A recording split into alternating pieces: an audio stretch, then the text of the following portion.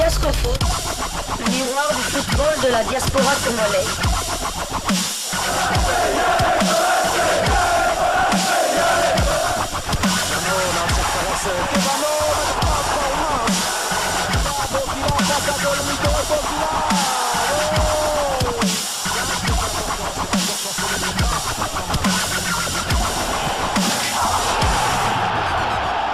Diascofoot, le miroir du football de la diaspora congolaise. Vous êtes en train de suivre la troisième livraison sportive de Diascofoot du 24 décembre 2023. Nous allons parler essentiellement de la liste des 45 présélectionnés de Sébastien Desabre pour la CAN 2023. Vous savez que cette liste de 45 présélectionnés a fait couler beaucoup d'encre et les Congolais sont parfois surpris de quelques noms qu'on retrouve sur cette liste, des incohérences vraiment incroyables que nous avons découvert dans la liste soi-disant publiée par Sébastien Desabre sur le site de la CAF. Nous allons donc décortiquer poste par poste cette liste de 45 joueurs dont nous allons commencer par le poste de gardien de but. On va parler de gardien de but. Nous avons 4 gardiens de but. Lionel Mpassi-Nzao qui évolue du côté de Rodez en Ligue 2 française. Nous avons Siadi Ngusia Badjo qui joue du côté de Tout-Puissant Mazembe Anglebert de Lubumbashi en RDC. Nous avons Yaka Berto Dimitri de Montpellier, héros en Ligue 1 française. Et puis nous avons Esdras Kabamba qui joue du côté du FC Bravos de Maki en Angola. Donc voilà les 4 gardiens sélectionnés. Alors qu'est-ce que nous retenons dans cette liste des 4 gardiens présélectionnés? Je ne sais pas si au final on va retenir combien de gardiens pour cette compétition. Nous avons Lionel Mpassi-Nzao, il n'y a rien à dire, il n'y a pas à discuter même. Il est gardien titulaire de Rodez, donc actuellement aussi gardien titulaire de Léopard de la RDC. C'est normal qu'il figure sur cette liste. Alors Siadi Badjo, c'est un gardien de but qui évolue du côté de Tout-Puissant Mazembe, mais il faut savoir que au Tout-Puissant Mazembe, il n'est pas incontestable non plus. Il y a d'autres gardiens. Il y a le gardien Monkoro qui est international malien. Il y a aussi les gardiens sénégalais, le champion d'Afrique U20 avec le Sénégal qui est également là-bas. Et actuellement, Siadi Badjo ne joue pas. Il est blessé, donc il ne joue pas. On est un peu surpris de sa présence également sur cette liste. Et les derniers matchs que je pense Siadi Badjo a joué avec le Tout-Puissant Mazembe étaient catastrophiques. Il avait été responsable du but encaissé par le Tout-Puissant Mazembe. Je pense que c'était contre Pyramide d'Égypte. Vraiment un but incroyable, plein de nonchalance. Donc le gardien était responsable vraiment de cette défaite du Tout-Puissant Mazembe Anglebert. Actuellement, il joue pas et on se demande même entre le 14, la date butoir où les sélectionneurs devaient déposer la liste de 55 joueurs et du 27 décembre où Sébastien Desabre doit effectivement publier cette liste. Qu'est-ce qui va se passer? Qu'est-ce qui va changer? Qu'est-ce qui va justifier la présence ou le retrait de certains joueurs dans la liste 45? C'est ça aussi qui sera à justifier par le sélectionneur au cours de la conférence de presse. J'espère que les journalistes qui seront présents ne manqueront pas de lui poser cette question. Donc voilà, on a parlé de Siadi Badjo. Maintenant parlons un peu de Dimitri Berto qui est gardien remplaçant du côté de Montpellier. 0 minutes de temps de jeu depuis le début de la saison. Il est le gardien remplaçant de Montpellier. Je suppose qu'il joue quelques matchs avec la réserve de Montpellier et évidemment aussi en coupe de France. Je pense que il y a souvent les équipes font tourner leur effectif et ce sont les remplaçants qui ont du temps de jeu. Mais Dimitri Berto ne joue pas. Il n'a pas de match officiel avec Montpellier. Donc ça fait déjà 2 gardiens qui ne jouent pas. Nous avons maintenant Esdras Kabamba qui joue du côté de Bravos Domaki en Angola. C'est le gardien également titulaire de Léopard U23. Mais bon voilà, il est pris, je ne sais pas, par habitude ou bien vraiment est-ce qu'il y a de la concurrence à ces postes? Est-ce qu'il n'y a pas d'autres gardiens qui auraient pu être sélectionnés, présélectionnés dans les Léopards de la RDC partout dans le monde? Je ne sais pas vraiment réellement s'il n'y a pas d'autres gardiens. S'il n'y a pas d'autres gardiens, c'est que c'est grave. C'est que la République démocratique du Congo, vraiment, à part Siadi Badjo dans le football local, on n'a pas d'autres gardiens. C'est vraiment très triste. Donc voilà, un peu, rien que le poste de gardien de but que nous avons essayé d'analyser comme ça à chaud. On va pas entrer en profondeur. Nous attendons voir le 27, la liste définitive. Et je pose encore la question, qu'est-ce qui aura changé entre le 14 et le 27 pour que certains noms puissent disparaître de la liste? Donc là, pour le moment, on a décortiqué rien que le poste de gardien de but.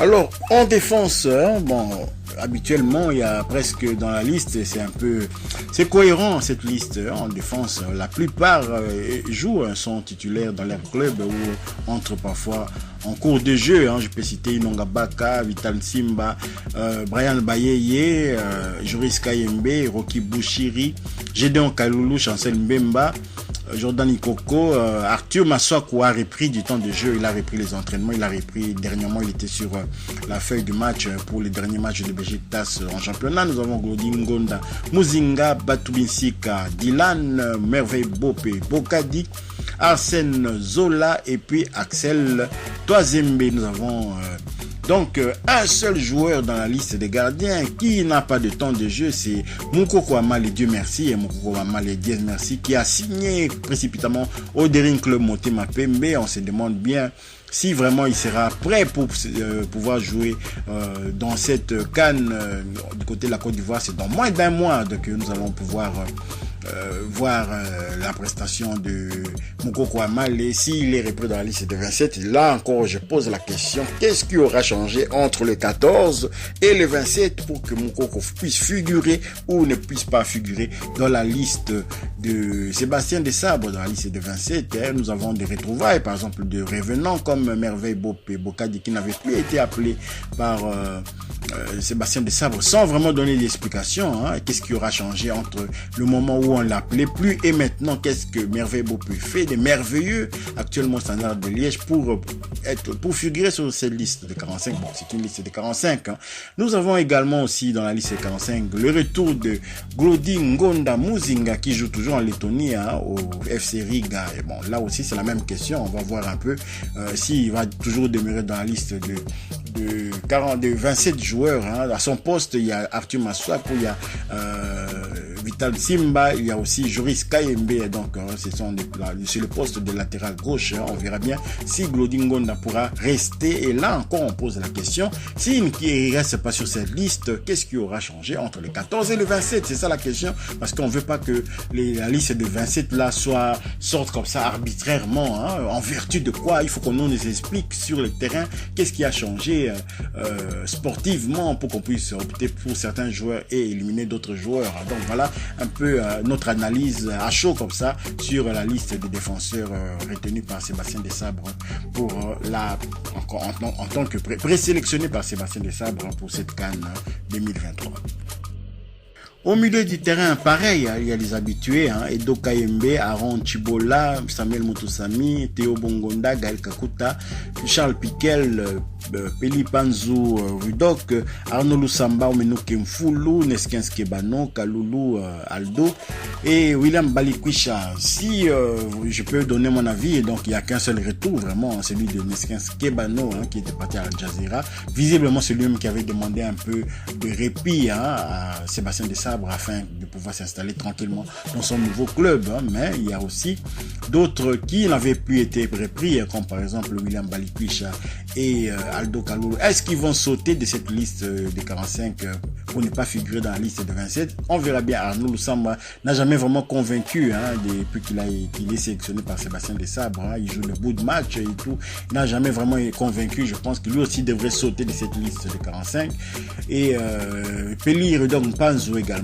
Ce sont des milieux de terrain qui sont en concurrence. Peut-être Omenu Kemfulu aurait une petite chance de rester sur cette liste définitive de 27 joueurs. Donc voilà un peu l'analyse comme ça de cette liste des milieux de terrain retenus par Sébastien Desabre. Ce n'est pas vraiment une surprise. Je pense que quand même c'est mérité pour certains de figurer sur cette liste. Ce n'est pas vraiment surprenant comme en défense par exemple. Certains retours en défense là nous ont surpris quand même. Donc voilà.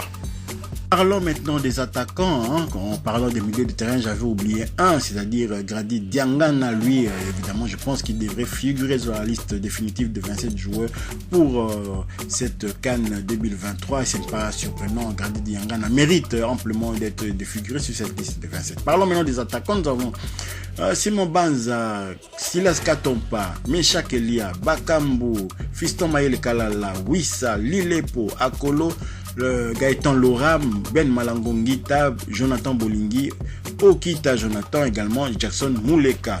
Donc voilà, dans le premier abord, si on doit analyser cette liste d'attaquants, on a quand même certaines surprises de voir des blessés comme Gaëtan Lora qui est actuellement blessé. Il joue à Samsun Sport du côté de la Turquie. Il est blessé. Comment il peut figurer dans la liste des présélectionnés? Nous avons également encore Jonathan Bolingi qui est convalescent. Vous savez, il avait été empoisonné, il avait eu des problèmes pulmonaires. Donc c'est à peine s'il a vraiment repris les entraînements et tout. Comment il peut se retrouver dans cette liste de présélectionnés? C'est comme si il y a des chouchous comme ça de la FECOFA, parce que je parle même pas de l'arbitre, parce que ça m'étonnerait que Sébastien Desabre puisse vraiment insister sur Jonathan Bolingi, qui n'a pas vraiment beaucoup eu entre les mains pour pouvoir en faire un cadre de la sélection nationale. Nous avons Jonathan Okita aussi, qui semble être, on dirait, une route secours, comme ça qu'on appelle lorsqu'il y a un blessé à la dernière minute, on fait appel à lui. Mais il faut savoir que Jonathan Okita est quand même meilleur buteur actuellement du championnat suisse avec son club le FC Zurich. Nous avons Jackson Mouleka qui est